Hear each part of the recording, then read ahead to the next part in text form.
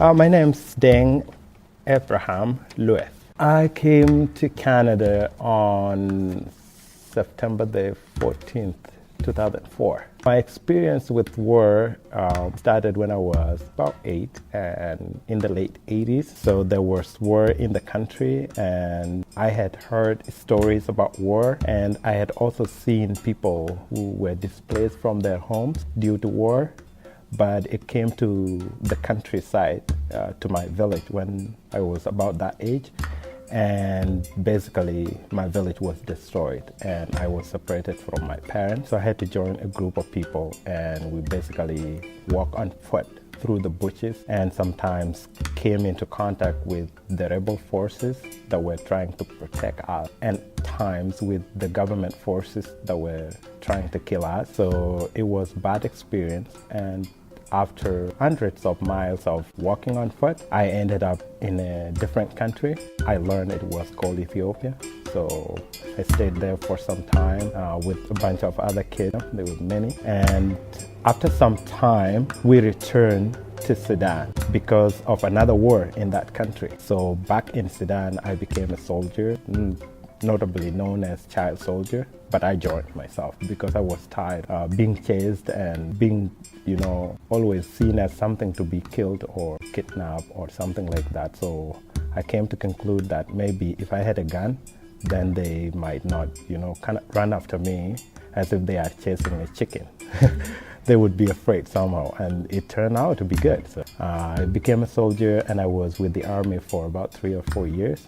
Then I left it in '93 and I went to the refugee camp. And then from the refugee camp, I went to like a few other refugee camps before I came to Canada. So war has separated me from my parents, killed some of my relatives, and it basically robbed me of my childhood. So I had to grow up when I was 8. I had to look for food, I had to know how to protect myself, I had to know how to do everything that parents do to their children. Personally, at first it was difficult and it made me angry, but then I came to appreciate the fact that I was alive and doing those things for myself. There were a bunch of kids who were either not alive or captured and taken into slavery. And it was much more difficult for them compared to myself.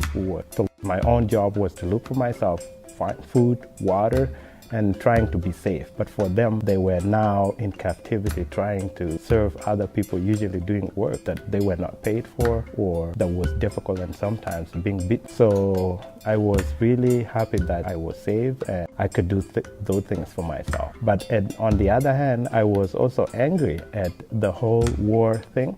Life in the refugee camp was tough.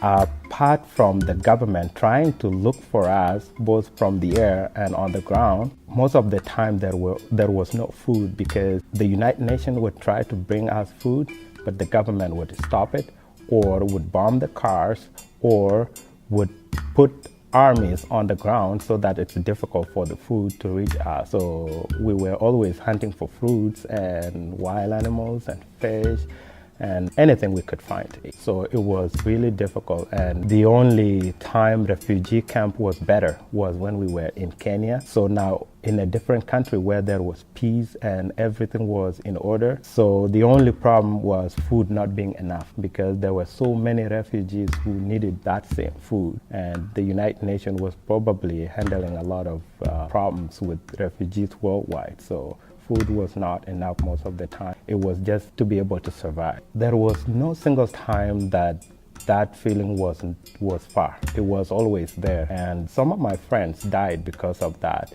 We had to walk long distances on foot, bare feet. And at times, your foot, if it's a desert, the sun was really hot and some people would have blisters and it turns into bloody feet and you can't walk on that when it's too hot. So people would give up and sit down. You tell them to try to get up to walk because there would be no help. If they sit down, then that would be the end. And some people would just say no. I had the same feeling at some point, like quite a few times, but I just knew that if I did that, then that would be the end. So the best choice for me was to not give up, no matter how bad it was.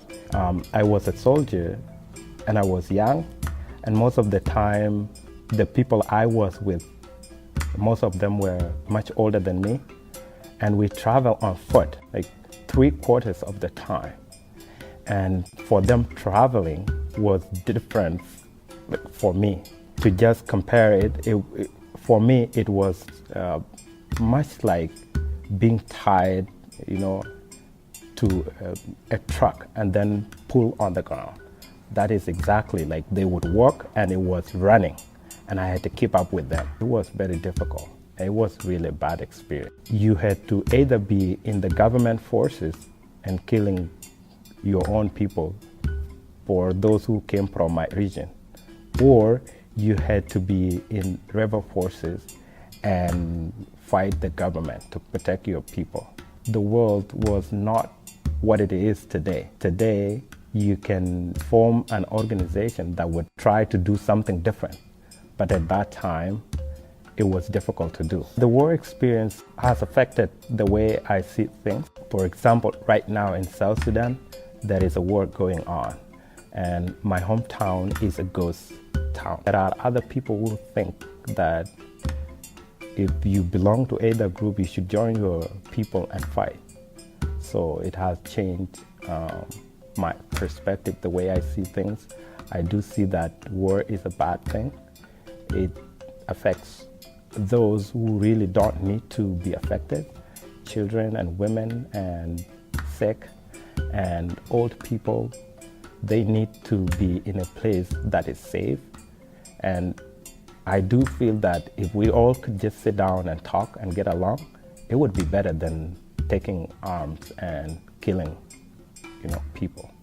It affected people in Calgary so bad, people almost, there were incidents of people trying to confront people from different tribes that their people were fighting back down in South Sudan and trying to take revenge here. So I decided here that the best thing would be to call people and remind them that we are not responsible for everything that's happening in South Sudan. And at the same time, I thought that it would also help us to raise money to help those in South Sudan who are displaced right now. So what I am doing personally is to bring the Calgary community together to realize that living in harmony would help us here and help our people back home.